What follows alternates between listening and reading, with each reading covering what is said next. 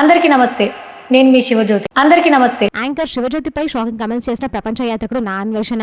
అసలు మీకు ఇన్ని కోట్ల ఆస్తులు ఎక్కడి నుంచి వచ్చాయి? ఒక సాధారణమైన యాంకర్ కి 10 కోట్ల ఆస్తి ఎక్కడి నుంచి వస్తుంది? మహబూబ్ నగర్ లో ఉన్న 10 ఎకరాల స్థలం ఎక్కడి నుంచి వచ్చింది? దాదాపు 5 కోట్ల విలువ గల ఫ్లాట్, BMW కార్లు ఇవన్నీ ఎక్కడి నుంచి వచ్చాయి అంటూ నా అన్వేషణ ప్రశ్నించారు. శివజ్యోతి వాళ్ళ ఫ్యామిలీ గురించి కూడా మాట్లాడుతూ మీది చాలా పేద కుటుంబం.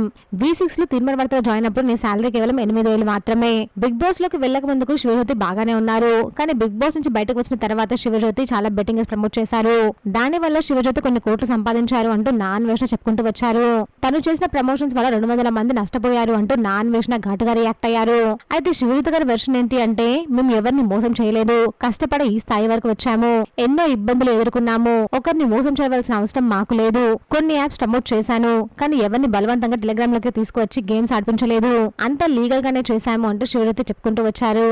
అయినా మేము బయటకు చూడడానికి ఇలా అఫీషియల్ గా కనిపిస్తున్నాము. మాకు ఎన్ని కష్టాలున్నాయో, ఎన్ని ఇబ్బందులున్నాయో మాకు మాత్రమే తెలుసు. నెల ఫ్లాట్ కి ఎంత ఈఎంఐలు కడుతున్నామో మీకు తెలుసా? మాకు ఎంత అప్పు ఉందో మీకు తెలుసా? కార్లు ఉన్నాయి అంటున్నారు, ఆ కార్లకు నెలలో ఎంత కడుతున్నామో మీకు తెలుసా అంటూ ఘాటుగా రియాక్ట్ అయ్యారు శివజ్యోతి. కానీ నా అన్వేషణ మాత్రం ఒక సాధారణమైన యాంకర్ కి ఇన్ని కోట్ల ఆస్తి ఎలా ఉంటుంది అంటూ ప్రశ్నించారు.